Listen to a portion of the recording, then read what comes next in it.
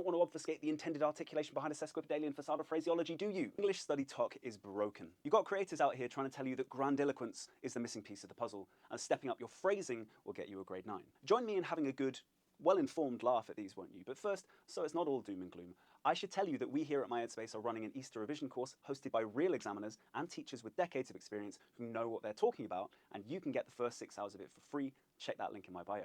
Okay, so why do some of the biggest names in English-related study talk need to go back to school? They are trying to sell you a false dream. They are peddling you a lie, or maybe they just don't know any better. It would be so wonderful if the difference between grades was something as simple as your phrasing, not the complexity and rigor of your ideas, wouldn't it? But it's not as simple as that. If it were, everyone who followed this online advice would be opening up envelopes in August with big fat 9s on them, but they're not. And that's because your ideas and the rigor with which you explore them is how you achieve your marks. If you think that telling your examiner that Macbeth is an exalted paragon of valor, instead of saying he's known for his bravery, is going to impress them, you're fighting the wrong battle, reading the wrong book. Instead of eating a thesaurus, get your teeth into some actual Shakespeare. Talk about how such an impression has been constructed, how the gap between other characters' perceptions and his actual mind is built and maintained, how the violence against the traitor that cements this reputation is an ironic foreshadowing of his later machinations, because these are ideas, not empty phrasing. The phrasing is still sophisticated, if that matters to you, but it's also actually saying something. There are also some well-meaning young teachers out there who have taken the idea of authorial craft and made it their entire personality. Worse than that, though,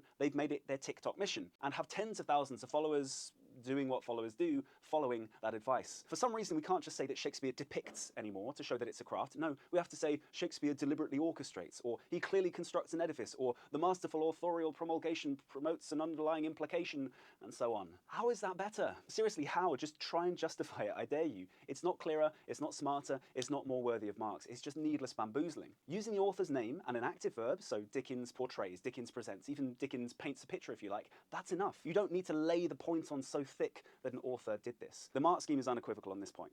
For AO4, the only place where your word choice is assessed, you need to use vocabulary to, and I quote, achieve effective control of meaning. You want clarity, you want precision, you don't want to obfuscate the intended articulation behind a sesquipedalian facade of phraseology, do you? If you want to learn how actual examiners and educators with more than a modicum of expertise and 5 minutes of qualified teacher status teach to the exam, then join us in our Easter revision course. Get 6 hours or half the course free when you sign up now. Looking forward to seeing you there and cutting through the noise together. All right.